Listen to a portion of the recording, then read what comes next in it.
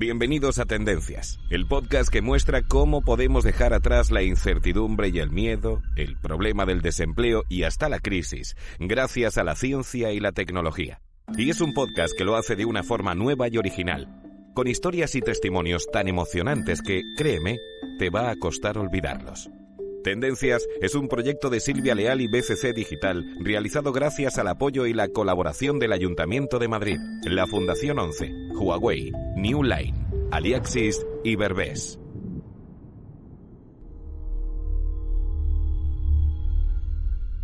El coronavirus ha permitido que muchos hackers pudieran hacer su agosto. Y es que no tardaron en darse cuenta de que una pandemia convierte los datos sanitarios en un objetivo muy rentable, mucho más, incluso que la información empresarial. Inspirados por la serie de televisión Mr. Robot, un tecnothriller y drama estadounidense ganador de 2 Globos de Oro, ¿cómo olvidar las reflexiones de Elliot Alderson, su protagonista, en el 3er episodio de la primera temporada? Las redes de los hospitales como esta son casi demasiado fáciles de hackear. Este es William Highsmith. No solo es el jefe del departamento TI del hospital, él es el departamento TI. También es un idiota. No le culpo porque la gente que lo contrató también es idiota. El pobre hombre solo tiene un presupuesto de $7,000 al año y se supone que va a proteger su red de tipos como yo. Nunca hubiera podido hacerlo. Usa para sus servidores análisis de virus inútiles y un software de seguridad que funciona con Windows 98. Esa es una de las razones por la que elegí este sitio como centro de atención primaria. Puedo hacer que mi expediente sanitario sea igual al de cualquier otro zombi de ahí fuera.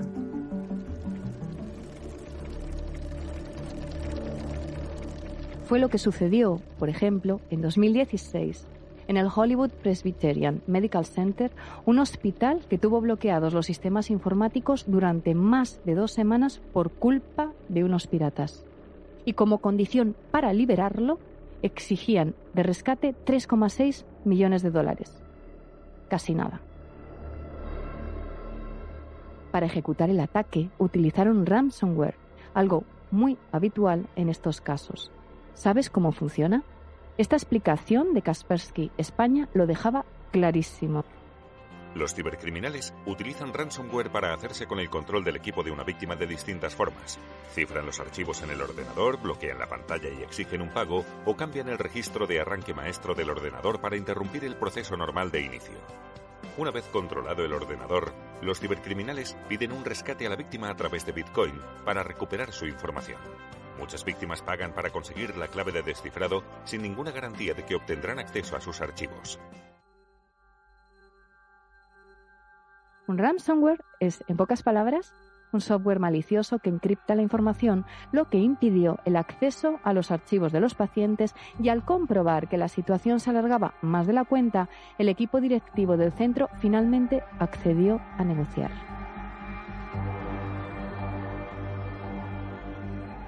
Y fue así como las cosas pudieron volver a la normalidad tras pagar un rescate. Eso sí, bastante más bajo del que se exigía al principio, dado que el pacto se acabó cerrando por un total de 40 bitcoins, es decir, el equivalente a unos $17,000 en ese momento. Aunque debo aclarar que afortunadamente no todos los ataques tienen ese mismo final, y por ello ahora quisiera recordar el caso del ataque sufrido por el sistema informático del Hospital Moisés Broggi en Barcelona, efectuado por unos hackers rusos en plena pandemia del coronavirus. Por suerte, en este caso la actividad principal no se había visto afectada ni se llegaron a robar datos confidenciales, por lo que el hospital se negó a pagar la extorsión. Y los delincuentes, al ver que no avanzaban, finalmente acabaron retirándose, probablemente a la caza de una víctima más rentable.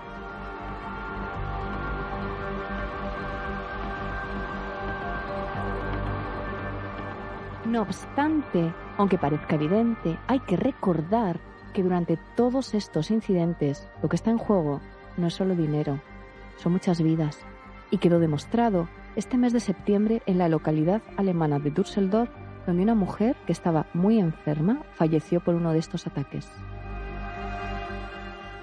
Y todo por culpa de un desafortunado error informático, porque en realidad el objetivo de los ciberdelincuentes era una universidad de la zona.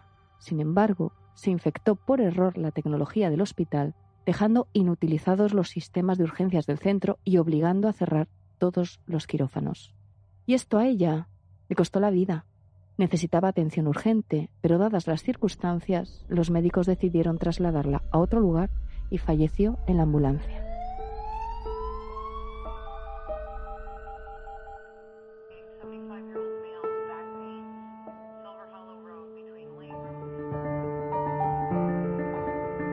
Soy Silvia Leal, divulgadora científica experta en tecnología y tendencias de futuro, y escuchas un episodio de la serie Tendencias. Vivimos tiempos complejos y a menudo todos sentimos frustración y vértigo. Sin embargo, nos lo recuerda hasta un refrán: a río revuelto, ganancia de pescadores. Vamos, hay muchas oportunidades, pero hay que salir a por ellas, y esta serie va a ayudarte a hacerlo. Y hemos decidido usar los podcasts porque es un formato con un auge imparable, en plena ebullición, muy eficaz para lograr un objetivo como el nuestro. Por ello, trataremos temas muy distintos, pero muy conectados, como son la soledad en la era de la hiperconexión, el trabajo y el teletrabajo frente al 5G y los hackers, o la revolución de la educación.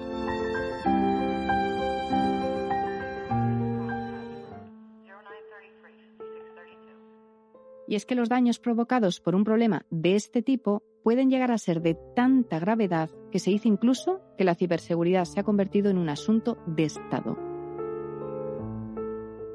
Los ciberdelincuentes pueden estar durante días e incluso meses dentro de los sistemas de nuestras empresas, comprometiendo equipos, saltando entre ellos, robando credenciales, usurpando identidades, recabando información para cumplir sus delitos, y no nos damos cuenta. Escuchábamos a Damián Ruiz, responsable del Gobierno de la Seguridad de Información Corporativa en Singular Bank y presidente del Clúster de Ciberseguridad del Ayuntamiento de Madrid, un espacio diseñado para reforzar el emprendimiento y la innovación en este ámbito, para formar y sensibilizar a empresas y ciudadanos y, por supuesto, para generar talento. ¿Y esto cómo puede ser? ¿Estamos haciendo algo mal? Pues sí, Silvia, yo creo que las empresas son cada vez más conscientes, aunque a veces no existe una correlación entre la preocupación y la dedicación de recursos. Se priorizan muchas veces otras áreas de las empresas, ¿no? Y se mantiene una delgada línea roja de riesgos asumidos, ¿vale? ¿Y puede esto llegar a suponer el cierre de una empresa? Sí. Yo creo que pequeñas empresas puede ser que no superen estos incidentes, y las grandes, que sí tienen esas capacidades que se llaman de resiliencia, lo consiguen, pero a unos costes muy elevados. Porque ¿sabes cuál es el coste medio de una violación de datos? Según un informe de IBM Security, durante el último año ha aumentado en un 12% hasta alcanzar los $4 millones. Una cifra que resulta ser algo más baja para las empresas de tamaño pequeño y mediano, ubicándose en un promedio de 2,5 millones. Y yo me pregunto, ¿cuántas organizaciones se pueden permitir una carga semejante? Enorme e inesperada. Sinceramente, dudo que muchas. Y por ello, las empresas están prestando cada vez más atención a este tipo de riesgos, conscientes de que, por si fuera poco, se están viendo multiplicados por la expansión del teletrabajo. Con el teletrabajo se han incrementado los riesgos. En primer lugar, por las prisas con las cuales se han implantado en algunas empresas a raíz del confinamiento. Y es fácil, cuando se prima operatividad, a veces se descuida la seguridad, ¿vale? Solo empresas con esquemas ya de teletrabajo muy bien implantados y con medidas de seguridad activas lo han podido afrontar sin riesgos. Pero me temo que existe una masa crítica de teletrabajadores sin las medidas de seguridad adecuadas. Y yo creo que se notará y veremos ataques y víctimas en relaciones a todo lo que es el esquema de teletrabajo.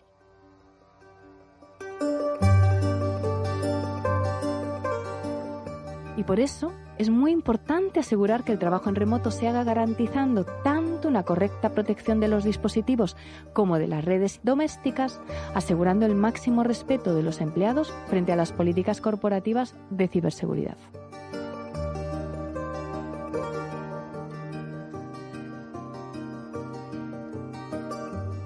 No obstante, lo cierto es que el riesgo sigue estando ahí, acechando silencioso y a la espera del más mínimo descuido o error, y por esa razón muchos ya se lo están preguntando.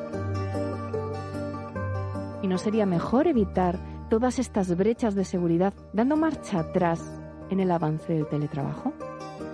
¿Y realmente compensa esta nueva moda si por su culpa nos pueden hackear y llevar a la ruina? Tendencias con Silvia Leal.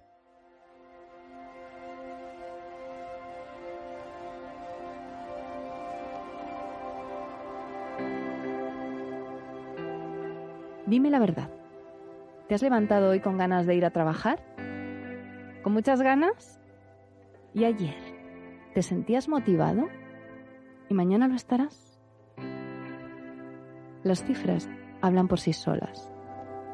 Dicen las estadísticas que tan solo al 13% de los empleados les gusta su trabajo y que se sienten comprometidos con él. El resto, el 87% restante, se lleva el cuerpo a la oficina y se deja el alma en casa, lo que, créeme, es un grave problema. La cuestión es, Bob, que no es que yo sea perezoso, es que no me da la gana. ¿Que no te da la gana? Es un problema de motivación, ¿entendéis?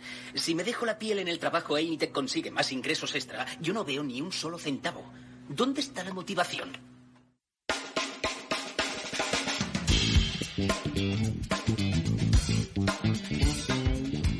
Lo que acabamos de escuchar es tan solo una pequeña parte del guión de una película que os recomiendo ver a todos. Se trata de Space Office, una comedia conocida en España como Trabajo Basura y en Latinoamérica como Enredos de Oficina, y que fue estrenada en 1999.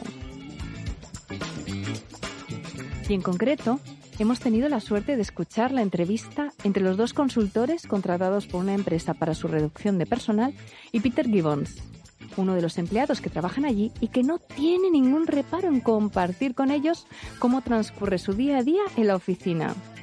Montones y montones de jefes, trabaja lo mínimo y tan solo se preocupa de que no le despidan. Y ahora, piénsalo bien, ¿por qué crees que nos hacen tanta gracia las películas así? ¿Por qué tienen tanto éxito y por qué todos nos reímos muchísimo con sus diálogos?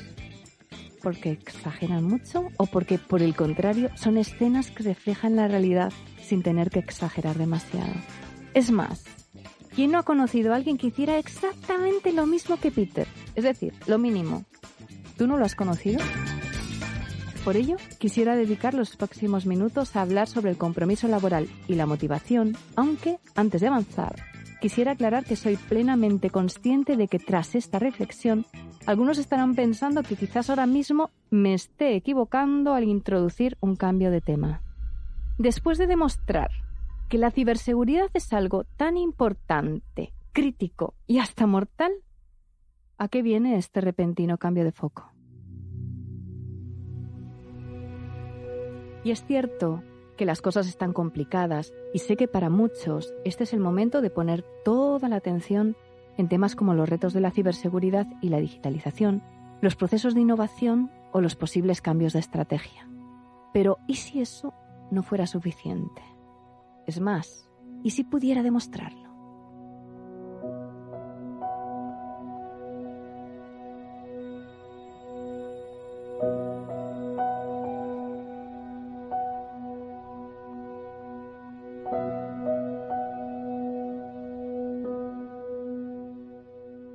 Las pruebas están ahí, al alcance de todos.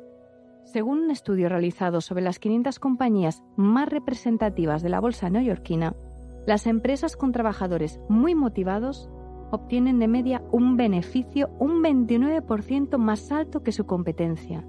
Además, estas organizaciones cuentan con un 50% más de clientes fieles y, por si fuera poco, tienen un 44% más de posibilidades de dar la vuelta a unos números rojos. Y no es el único estudio que ha arrojado unos resultados así. Según investigaciones de la consultora americana Gallup, mantener una plantilla comprometida reduce en un 41% el absentismo laboral y en un 70% los incidentes de seguridad.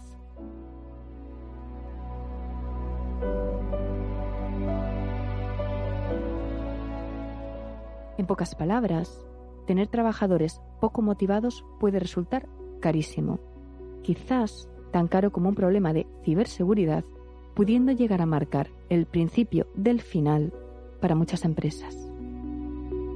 Por esa razón, cada vez son más las organizaciones que se lanzan a todo tipo de iniciativas para intentar acabar cuanto antes con esta situación. Y no creo desvelar ningún misterio si digo que todos queremos un trabajo que nos permita vivir bien, pero también deseamos que nos haga sentir que nuestro esfuerzo diario merece la pena y que tiene sentido más allá del dinero. Y por supuesto, todos aspiramos a un trabajo en el que podamos aprender cosas nuevas, que nos permita conciliar y que nos dé mucha calidad de vida. El problema está en que mientras que para algunos lo más importante es la cifra de la nómina que llega a fin de mes, para otros lo fundamental es que permita conciliar. Y además, mientras que para alguno lo prioritario es que el trabajo permita aprender cosas nuevas, para otros la clave está en la calidad de vida. En pocas palabras, ya lo dice el refrán, cada persona es un mundo. Tendencias con Silvia Leal.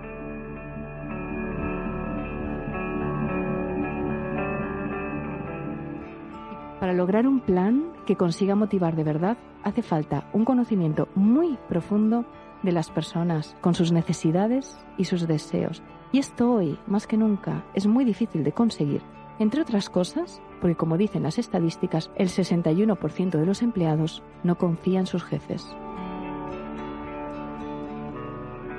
Un 61%, eso es mucho, y hace que todos nos lo preguntemos. ¿Y se trata de un problema global o son la desconfianza y, sobre todo, la desmotivación un problema de algún tipo de países en concreto? Claramente hay algunos países o algunas regiones que tienen retos más grandes. Eso no cabe ninguna duda. Hay países que han logrado mayores niveles de satisfacción laboral gracias a la implementación de legislación y de medidas adecuadas que protegen a los empleados y a los trabajadores. Pero sin duda alguna la insatisfacción es un mal endémico que está ocurriendo en todos lados y en todas las latitudes. Un mal endémico. Escuchábamos a Jorge Rosas, experto en liderazgo y felicidad en el trabajo, quien ha sido, entre otros, responsable de bienestar de la marca de deportes de Disney en Nueva York. ¿Y qué estamos haciendo mal?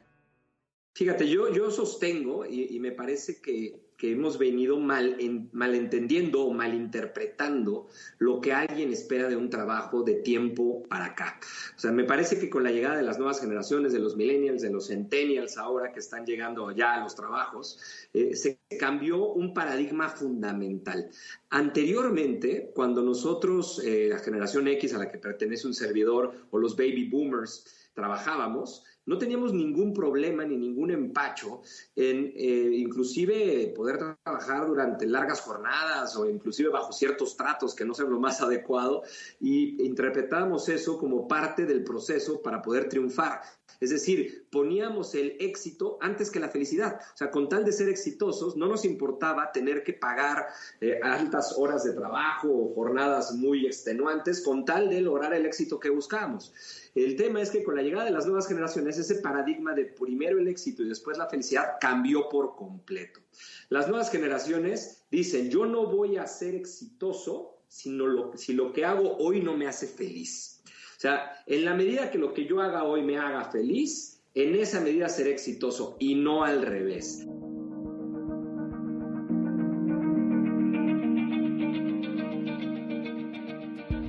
Por todo ello, cada vez son más los que se preguntan, ¿y si el teletrabajo fuera capaz de marcar un punto y aparte en este problema?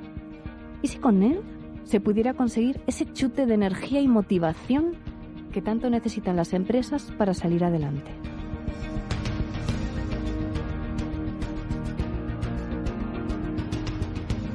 Tendencias con Silvia Leal. Aunque curiosamente ya se hablaba mucho de ello, hasta el inicio de la pandemia, la opción de teletrabajar no terminaba de convertirse en algo al alcance de la gran mayoría. Todo lo contrario, la penetración del teletrabajo era, en general, muy baja existiendo una fuerte disparidad por países que oscilaba entre el 2 y el 40%. Y puesto que poco a poco las cifras iban aumentando a nivel global, muchos pensaban que era un modelo que antes o después se acabaría asentando. Pero nunca terminaba de llegar ese empujón que hacía falta para convertirlo en algo más habitual. Y entonces, de repente, llegó el COVID-19. Y en todo el mundo nos vimos obligados a acudir a él. Y aunque seamos realistas, lo que hemos experimentado no ha sido un teletrabajo demasiado normal, encerrados a la fuerza y con toda la familia alborotando por casa, lo cierto es que ha quedado demostrado que es un modelo que se merecía una oportunidad. Perdón, lo tengo todo a mano. ¿Que tengo hambre? Mi nevera. Y si me da pereza, la mayor ventaja es que no tengo que vestirme entera. Por ejemplo, yo ahora mismo estoy solo vestida de parte de arriba y de abajo pues en pijama. Y que llevo una zapatilla tan tranquila. No lo voy a negar, también tiene algunas desventajas. Cuando Lidia estaba en la ofi le decía, Lidia, me voy a casa. Y así pues me deshacía un poco de ella, pero aquí, claro que le digo. Pues le digo, Lidia, me voy al bingo. Se viene conmigo. Desde que voy con Lidia al bingo no he cantado en línea. No me está dando buena suerte. ¿Cómo olvidar lo que pensaba Paquita Salas sobre esta nueva forma de trabajar? Escuchábamos a la protagonista de la famosa serie de televisión que lleva su mismo nombre, una serie dirigida y guionizada por los Javis, Javier Calvo y Javier Ambrosi, y que desde su segunda temporada ha sido estrenada en Netflix. No os la perdáis.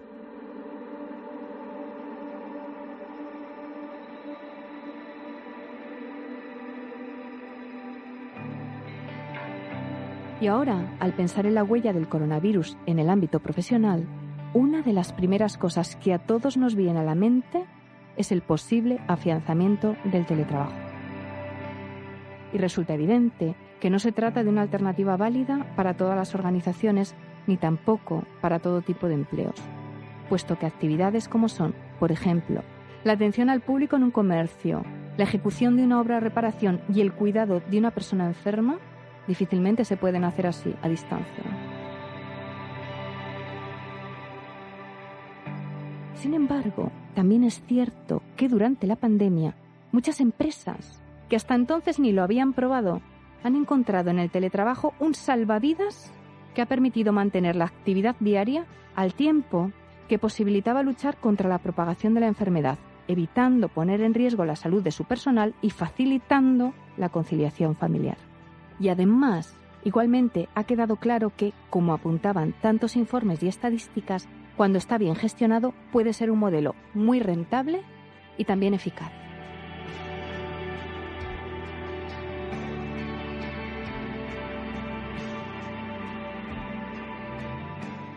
Jorge, ¿y qué va a pasar con el teletrabajo? ¿Más motivación o más desmotivación? El teletrabajo, pues como lo conocemos en este momento después de la pandemia, en el que está la gente casi 100% del tiempo desde su casa trabajando, eso era algo que era desconocido para la humanidad en general, salvo algunas personas o posiciones muy particulares. Eso ha generado una tensión a nivel familiar muy grande, porque no hay un límite o una línea en la que pueda el hombre o la mujer que está trabajando desde su casa poder hacerse un espacio para poder disfrutar de este entorno familiar, y se ha mezclado. Ya no hay el equilibrio vida-trabajo, se está mezclando la vida y el trabajo, y eso es algo que los seres humanos no estamos sabiendo interpretar y efectuar de manera adecuada. ¿Y tienes alguna recomendación para quien aún se esté preguntando si ir hacia adelante o no con esto del teletrabajo? Bueno, pues mira, yo lo que te diría es que esto es muy simple. No van a tener otra opción.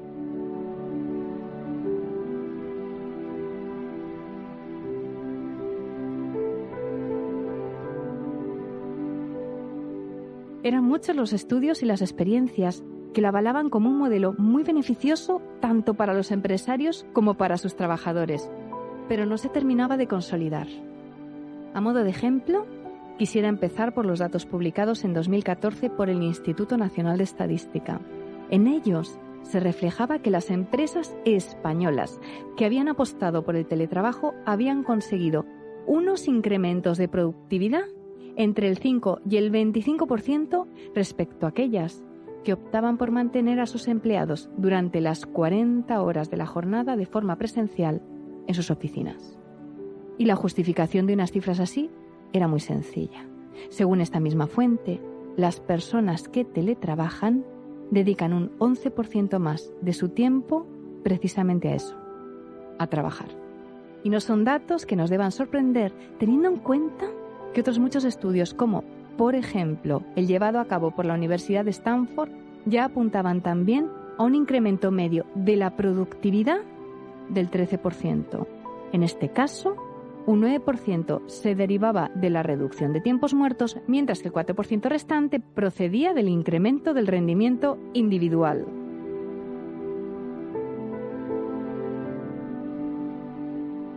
Y por otro lado, es incuestionable que se trata de un modelo que reduce los tiempos y los costes de desplazamiento, lo que facilita la conciliación. Y esto, como es natural, repercute directamente sobre la motivación, el compromiso y la felicidad de los empleados. Porque seamos realistas, con las horas que muchos pasamos a diario en la carretera, ¿cómo vamos a poder lograr que algún día llegue de verdad un modelo de conciliación laboral y familiar? Algo tiene que cambiar antes.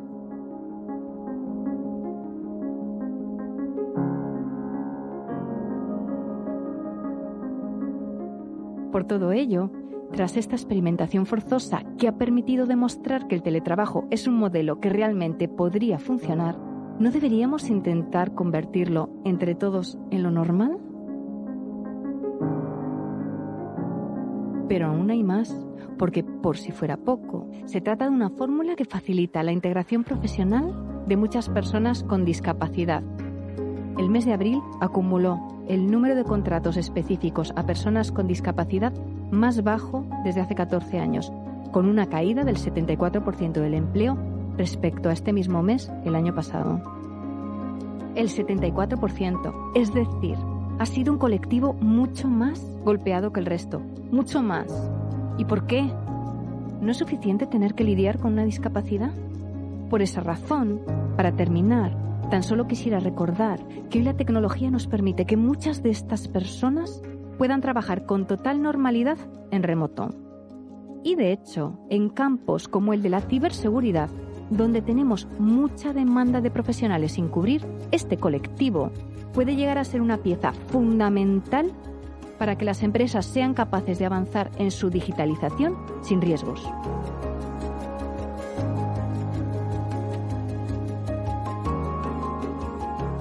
De hecho, pienso que a muchos de ellos parece que les pasase como a Daredevil, que frente a una limitación tienen tan incrementadas otras cosas que se convierten en personas extraordinarias. El superhéroe de Marvel, que perdió la visión, pero que vio incrementados sus otros sentidos mucho más allá de la capacidad humana. Me rodeo de noche por los tejados y los callejones, buscando justicia. Justicia ciega. Soy un diablo custodio. Tenía 12 años y había perdido la vista, pero adquirí algo a cambio. Mis 4 sentidos restantes funcionaban con una agudeza sobrehumana. Podía oír un susurro a una manzana. Incluso adquirí otro sentido. Era como una especie de radar.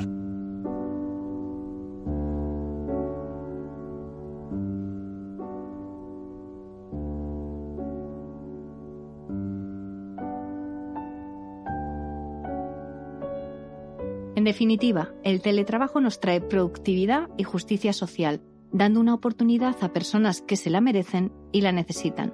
Sin embargo, para que de verdad funcione, es imprescindible contar con unas herramientas tecnológicas de calidad y, por supuesto, seguras. Unas herramientas que están en plena evolución hacia lo que se ha bautizado como la ultramovilidad. ¿Pero sabéis qué es esto? La ultramovilidad es un nuevo concepto de equipamiento en el trabajo. Digamos que es tener un único dispositivo, que normalmente es el smartphone, que se utilice como herramienta laboral.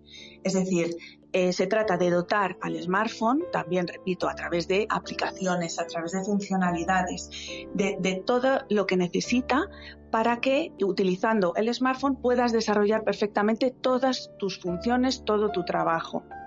Salimos de ese concepto de estar en tu sitio de trabajo todo el día para llevar a un concepto en el que estés donde estés, puedes desarrollar perfectamente tus funciones laborales.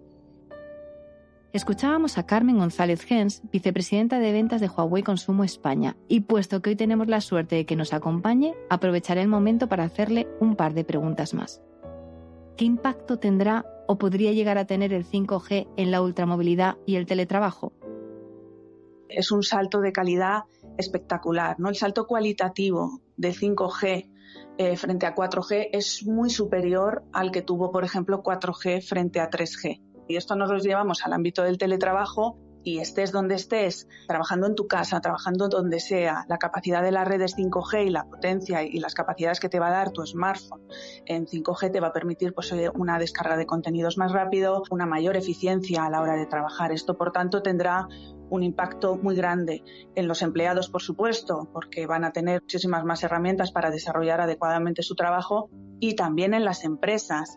Lo que es verdad es que las empresas, para facilitar esto y favorecer esto, van a tener que invertir, y estamos hablando de inversiones en tecnología que tendrán que hacer precisamente para poder mejorar la calidad del trabajo de sus empleados. Y si el smartphone pasa a estar en el centro, ¿los riesgos de la ciberseguridad serán mayores, menores o iguales? En un momento como en el que estamos, en el que la movilidad va a ser cada vez más importante, en el que los trabajadores tienen que desarrollar sus funciones en distintos sitios, es importantísimo que nadie pueda acceder a sus datos. Es una preocupación muy grande de las empresas y de los empleados. Por lo tanto, esto nos lo llevamos a nuestros smartphones nosotros mismos. Como decía, somos responsables como fabricante tecnológico de dotar de estas herramientas, y nos lo llevamos a los smartphones, pero también os hablo de otro tipo de dispositivos, pues en los routers también, aplicaciones específicas para que nadie pueda entrar en tu red Wi-Fi, nadie que no seas tú o alguien a quien no hayas autorizado tú. Por lo tanto, en este sentido, el riesgo será menor.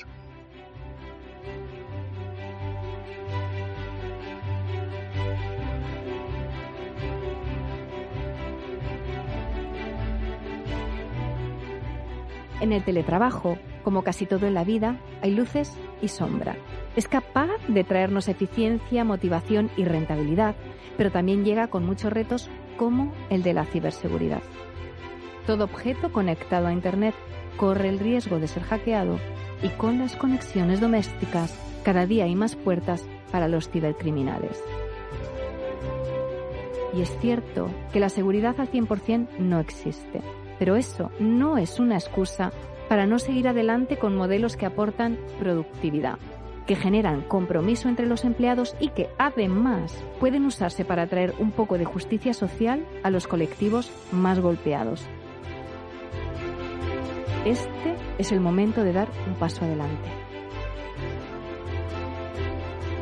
Soy Silvia Leal y acabas de escuchar un episodio de la serie Tendencias, un podcast realizado junto a BCC Digital gracias al apoyo y la colaboración del Ayuntamiento de Madrid, Fundación 11, Huawei, Aliaxis, New Line y Berbés, unas organizaciones que me consta que están plenamente comprometidas con la Cuarta Revolución y que apuestan por aprovechar al máximo las oportunidades de la digitalización. Y por ello estoy orgullosa de que sean nuestros compañeros en este viaje.